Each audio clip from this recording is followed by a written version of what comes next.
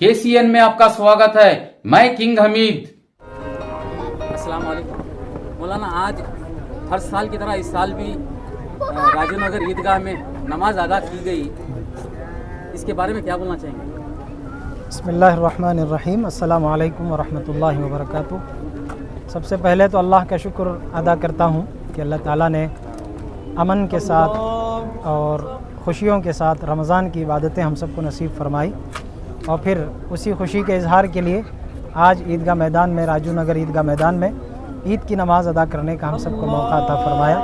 अल्लाह हमारी इबादतों को भी कबूल फ़रमाए और हमारी इस ईद की नमाज़ को भी कबूल फ़रमाए, और इन खुशियों को बुनियाद बनाकर इसके बाद वाली ज़िंदगी में हमारे लिए खुशियों में बरकत और इजाफ़ा नसीब फरमाए।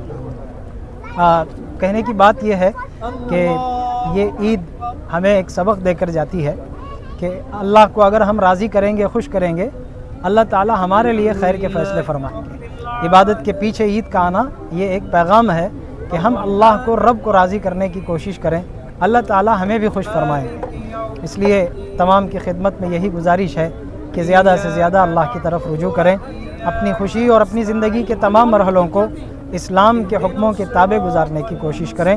हम मुसलमान हैं, इसको याद रखें। हमें किसी तहज़ीब के पीछे जाने के बजाय दुनिया को अपनी तहज़ीब में लाने की कोशिश करना चाहिए कि हम ऐसे रहें कि दुनिया देखकर इस्लाम को पसंद करें। और नौजवानों की खिदमत में एक गुजारिश ये है, ईद की खुशी में बेकाबू ना हो और जोश में आकर कोई ऐसा काम ना करें जिसकी वजह से ख़ुद को भी नुकसान हो, घर वालों को भी परेशानियां हो और इनकी वजह से इस्लाम बदनाम ना हो। कई अल्लाह ना करे कई हादिसे ऐसे सुनने में आए कि बच्चों ने गाड़ियों में बेजा व्हीलिंग और इस तरह की हरकत करके अपनी जान खोली है। एक बहुत बड़ी अजीब किस्म के नुकसान की चीज़ है। माँ बाप कितना परेशान होते हैं, घरों में कितना सदमा होता है कि महज एक छोटी सी चीज़ की वजह से अपनी जान को ज़ाया कर दिया जाए। ये बिल्कुल कम अक्ली की बात है। नौजवान इस बात का ख्याल रखें और किसी को तकलीफ़ न दें और ऐसा कोई काम न करें जिससे दूसरों को ईज़ा पहुँचे। और साथ ही जैसे अभी खुतबे में भी ये बात कही गई कि अपने पैसे की हिफाजत करें, अपने पैसे को ज़ाया न करें, बेजा अपने पैसे को इसराफ में ख़र्च न करें। और दूसरा, अल्लाह से रहमत की बारिश की दुआ करें कसरत से कि अल्लाह ताला रहमत की बारिश नाजिल फरमाए और मौसम को मोतदिल फरमाए और रहम के फ़ैसले फरमाए। इसके लिए सदका खैरात भी करें, अल्लाह ताला से दुआएं भी करें।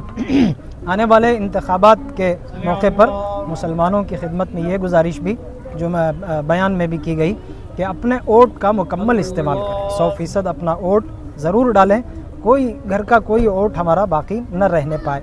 ऐसे वक्त में कहीं सफ़र में चले जाना या वोट को नज़रअंदाज कर देना, ये हमारे लिए बहुत नुकसान वाली चीज़ होगी। आने वाले दिन में अच्छे अल्लाह ताला से अच्छे हालात की उम्मीद के साथ हम अपने वोट का सही इस्तेमाल भी करें। इंशाअल्लाह उसकी बरकत से अल्लाह फ़ैसले फरमाए। मैसूर के अंदर दो क़दीम ईदगाह हैं, बावजूद निमरा मस्जिद के आगे मैदान में नमाज अदा की गई, क्या ज़रूरी थी? शायद हो सकता है यहाँ की नमाज का वक्त तय करने से पहले उन्होंने ये बात तय कर ली थी, क्योंकि पहले तो इसका ऐलान यही था कि 10 बजे हस्बे मामूल अदा की जाएगी। गालिबन हो सकता है इसकी वजह से, मौसम के तकाजे से उन्होंने ये नमाज वहाँ रख ली है। उसके बाद में फ़ैसला होकर ईदगाह कमेटी ने भी इसे 8:30 बजे सुबह कर दिया। अल्हम्दुलिल्लाह।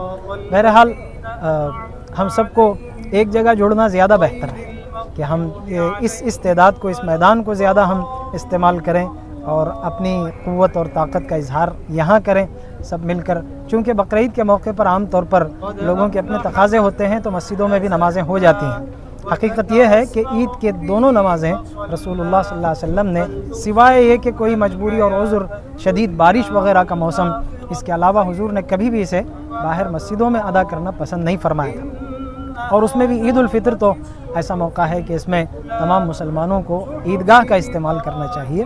अल्लाह ताला हम सबको तौफीक खैर अता फरमाए। अस्सलाम वालेकुम रहमतुल्लाहि वबरकातुहू। हज़रत ने पूरी वजाहत के साथ जो बात बतानी ज़रूरी थी उम्मत को अल्हम्दुलिल्लाह उन्होंने बता दी है। फिर मज़ीद ये कि एक दो तीन बातें मेरे जहन में थी कि बहुत सी तंजीमों ने शहर मैसूर की उलमा के इसमें दाखिल हैं, उसके अलावा भी बहुत से इदारे वाले इस बात की कोशिश करते हैं कि ईदगाह मैदान में, जो राजू नगर ईदगाह मैदान में औकात की तब्दीली की जाए। क्योंकि गर्मी का मौसम है, अब महसूस हो रहा है। हालांकि इससे पहले भी गुज़िश्ता साल भी ये बात की वो दरख्वास्त की गई थी कमेटी वालों से, लेकिन क्योंकि कुछ मजबूरियाँ थी ये तय चुका कर दिए थे, क्योंकि इलाके से लगा हुआ है, खेड़े वगैरह से देहात से लोग आना रहता है, तो कुली मजदूरी वालों का इलाका भी करीब है, तो इनको आने में दिक्कत होती है।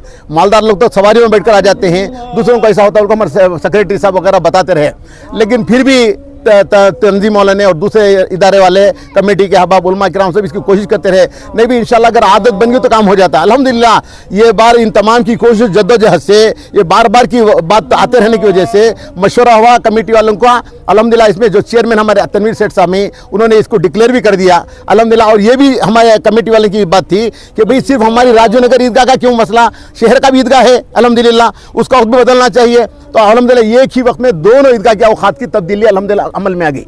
ये बड़ा ही फ़ायदा भी नज़र आ रहा है। आज देखा गया कि हमारे राजनगर ईदगाह मैदान में जो मजमा ईद उल फितर के मौके पर होता था, उससे कहीं ज़्यादा मजमा आज नज़र आया। जो लोग मुझे इस मैदान में नज़र नहीं आते थे, अल्हम्दुलिल्लाह नमाज के लिए आ रहे हैं। बहुत से ऐसे चेहरों को मैंने देखा जो कई बल्कि कई ईदों में हाजिर हुआ, लेकिन कभी वो चेहरे नहीं आए थे, क्योंकि उनके औकात के एतबार से उन्हें कहाँ ज़रूरत थी वहाँ पढ़ लेते थे नमाज। अल्हम्दुलिल्लाह बहुत से, और बल्कि हमारे कमेटी के साथी हम ही तशरीफ़ लाए, सेक्रेटरी साहब भी आए, फलां साहब भी अल्हम्दुलिल्लाह आए। तो मैं उम्मीद करता हूँ इंशाल्लाह आगे भी अल्लाह चाहा तो ये वक्त बाकी रहेगा, इसके बारे में फिक्र करेंगे इंशाल्लाह। अस्सलाम वालेकुम। ले जाएं और उनको वापस ना कर छोड़ें, बुजुर्ग हज़रात में उनकी खिदमत करें, दीन का हिस्सा समझ कर करें, नेकी और इबादत समझ कर करें। हमारी इबादतें हमारे